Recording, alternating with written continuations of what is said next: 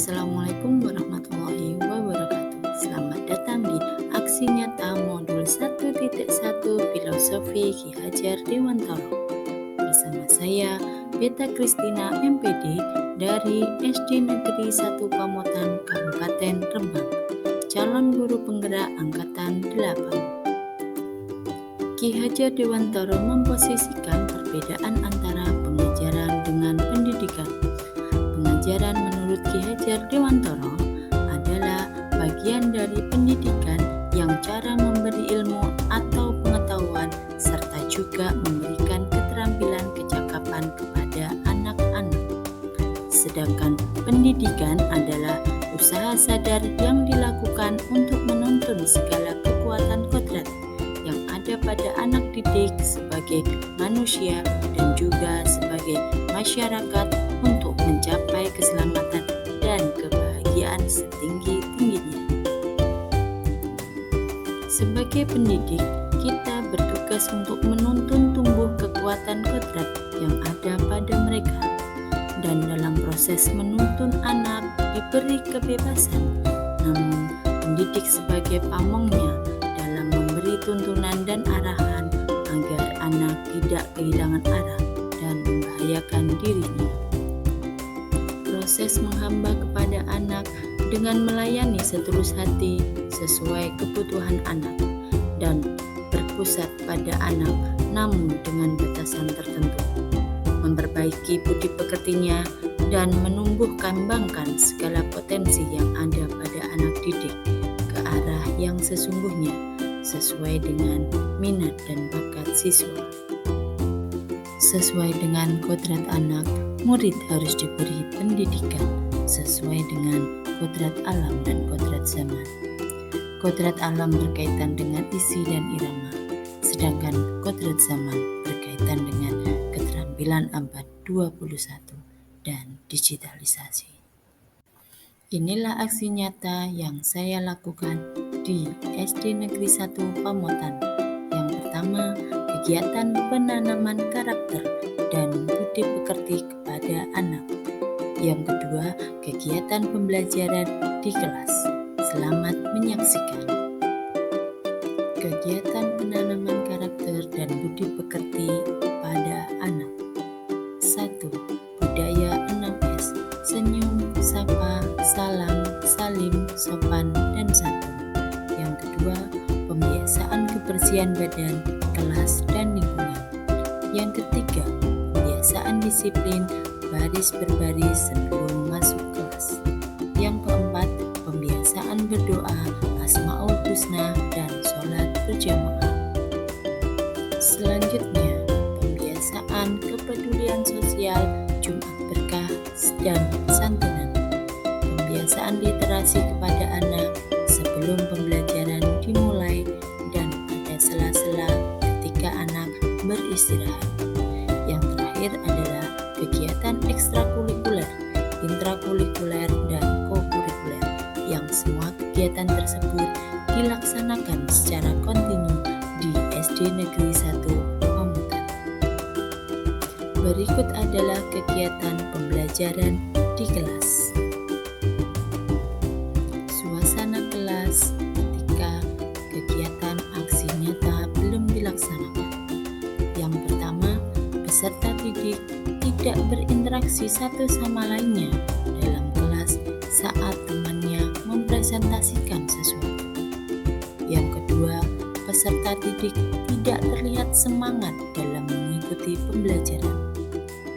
Peserta didik juga masih belum menguasai materi dan hasil belajarnya akhirnya menjadi rendah. Yang terakhir, peserta didik asyik dengan dunianya sendiri dan tidak memperhatikan temannya ketika maju ke depan kelas. Berdasarkan situasi kelas tersebutlah saya berkonsultasi dengan kepala sekolah untuk melakukan aksi nyata yang sesuai dengan filosofi Ki Hajar Dewantara. Yang kedua, saya juga berkoordinasi dengan teman sejawat saya. Yang ketiga adalah saya merancang pembelajaran yang berpihak kepada anak, yaitu student center, sesuai dengan kodrat alam dan kodrat zaman anak tersebut. Rancangan kegiatan kelas yang berpusat kepada anak. Di sini saya menyiapkan 4 media pembelajaran yang sesuai dengan gaya belajar anak. 1. Media presentasi dengan gambar dan suara. Yang kedua, media interaktif dengan game di dalamnya. Yang ketiga adalah media poster dan peta konsep. Yang keempat, media konkret berupa tanaman untuk diteliti. Keempat media ini telah saya siapkan untuk memenuhi kebutuhan anak di kelas saya. Sekali lagi, Sebelum memulai pembelajaran, berkali-kali. Visi action 1 komentar. dan juga menyampaikan visi misi Sekali lagi, berkali-kali.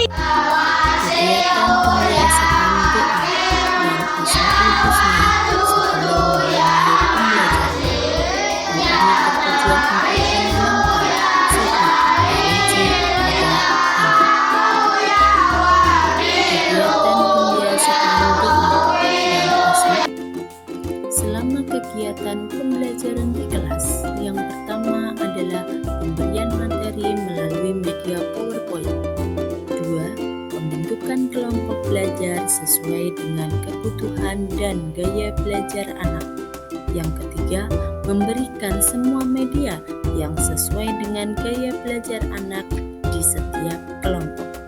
Yang keempat, berdiskusi kelompok bersama dengan lembar kegiatan yang disiapkan. Yang kelima, membuat media pembelajaran mandiri agar anak bisa mandiri dalam berkreasi. Setelah kegiatan pembelajaran selesai, maka anak diharapkan untuk mempresentasikan hasil kerja siswa. Hasil presentasi didiskusikan kelompok dengan membuat media belajar secara mandiri. Kegiatan ini bertujuan agar siswa mandiri dalam belajar. Yang kedua, siswa lebih bersemangat. Yang ketiga, meningkatkan kreativitas dalam membuat karya, serta melatih percaya diri dan komunikasi anak dengan baik. Assalamualaikum warahmatullahi wabarakatuh. Saya dari kelompok Mangga akan mempersembahkan bagian buah. Ini adalah bagian akar, ini bagian batang, ini bagian daun. Setelah kegiatan aksi nyata telah saya lakukan, refleksi yang dapat saya lakukan yang pertama adalah tantangan. 1. Masih ada anak yang belum bisa bekerja sama dengan teman sekelompoknya. Solusinya adalah memberikan dorongan dan selalu mengecek keaktifan siswa tertentu dalam kelompok tersebut. Yang kedua, saat kembali ke pembelajaran, siswa masih asik bermain dengan medianya. Solusi yang dapat saya berikan adalah melaksanakan ice breaking untuk mengembalikan fokus siswa supaya siswa bisa fokus kembali ke pembelajaran yang akan dilaksanakan. Kegiatan terakhir dalam aksi nyata ini adalah testimoni dari rekan sejawat yang disampaikan oleh Ibu Anis Fuadah SPDGR, guru kelas 5. Dan yang kedua adalah dari siswa kelas 4. Mereka menempelkan